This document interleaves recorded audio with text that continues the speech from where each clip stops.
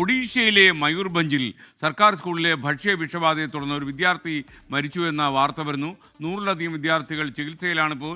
മെനുവിലില്ലാത്ത ഭക്ഷണം കൊടുത്തതാണ് ഭക്ഷ്യ വിഷബാധയ്ക്ക് കാരണമെന്നാണ് രക്ഷിതാക്കളുടെ പരാതി. PR അരവിന്ദ് ഡൽഹിയിൽ നിന്ന് വിശദാംശങ്ങളുമായി ചെന്നു. പറയൂ അരവിന്ദ്, വിവരങ്ങൾ.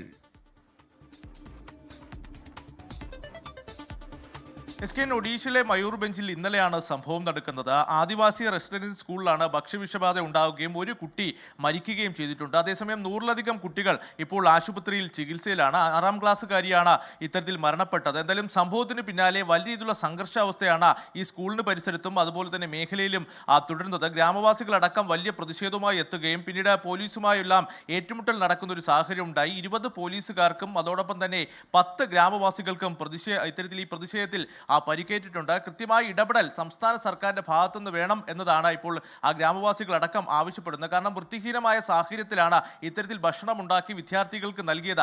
ഇതാണ് വലിയൊരു അപകടത്തിലേക്ക് നയിച്ചതെന്നടക്കം ഗ്രാമവാസികൾ ഇപ്പോൾ ആരോപിക്കുകയാണ്. ഇതുകൂടാതെ തന്നെ കുട്ടികൾക്ക് മെനുവിലല്ലാത്ത ഭക്ഷണം നൽകിയതാണ് ഇത്തരമൊരു ഭക്ഷ്യവിഷബാധയ്ക്ക് കാരണമെന്നും മാതാപിതാക്കൾ ആരോപിച്ചിട്ടുണ്ട്. ഇതിനോടകം തന്നെ 7 ലക്ഷം രൂപയാണ് ജില്ലാ ഭരണകൂടം നഷ്ടപരിഹാരം പ്രഖ്യാപിച്ചിരിക്കുന്നത്. ഇതുകൂടാതെ തന്നെ സംസ്ഥാന സർക്കാരും 3 ലക്ഷം രൂപ സഹായധനം പ്രഖ്യാപിച്ചിട്ടുണ്ട്. പക്ഷേ ഇത് പര്യാപ്തമല്ല. കൂടുതൽ സഹായധനം ഈ കുടുംബത്തിന് നൽകണം എന്ന് തന്നെയാണ് ഇപ്പോൾ പ്രതിഷേധക്കാരടക്കം ആവശ്യപ്പെടുന്നത്. ഇതുകൂടാതെ തന്നെ സംസ്ഥാനത്തെ ആരോഗ്യമന്ത്രി നേരിട്ട് തന്നെ സ്ഥലത്തെത്തിക്കൊണ്ട് ഈ സാഹചര്യം വിലയിരുത്തുകയും കൃത്യമായ നിർദ്ദേശങ്ങൾ നൽകണമെന്ന് കൂടി ഇപ്പോൾ ഈ പ്രദേശവാസികൾ ആവശ്യപ്പെടുകയാണ്. എന്തായാലും അതിദാരുണമായ സംഭവമാണ്. അതേസമയം 100-ലധികം വിദ്യാർത്ഥികൾ ഇപ്പോഴും ചികിത്സയിൽ തുടരുന്നുണ്ട്. ഇതിൽ ചില വിദ്യാർത്ഥികളുടെ നില ഗുരുതരമാണ്. പക്ഷേ ഇവർക്ക് ആവശ്യമായ സഹായങ്ങൾ അതുപോലെ തന്നെ ചികിത്സാ സഹായങ്ങൾ നൽകി വരികയാണെന്നും സംസ്ഥാന സർക്കാർ വ്യക്തമാക്കിയിട്ടുണ്ട്. എന്തായാലും വലിയ രീതിയിലുള്ള സംഘർഷ സാഹചര്യം കണക്കിലെടുത്തുകൊണ്ട് ഈ മേഖലയിലടക്കം കൂടുതൽ സുരക്ഷാ വിന്യാസം നടത്തിയിരിക്കുകയാണ്. ഇതുകൂടാതെ തന്നെ ശക്തമായ ഒരു അന്വേഷണത്തിന് കൂടി ഒഡീഷ സർക്കാർ ഉത്തരവിട്ടിട്ടുണ്ട്. കുറ്റക്കാർക്കെതിരെ ശക്തമായ നടപടിയെടുക്കുമെന്നും ഒഡീഷ മുഖ്യമന്ത്രി വ്യക്തമാക്കിയിട്ടുണ്ട്. SK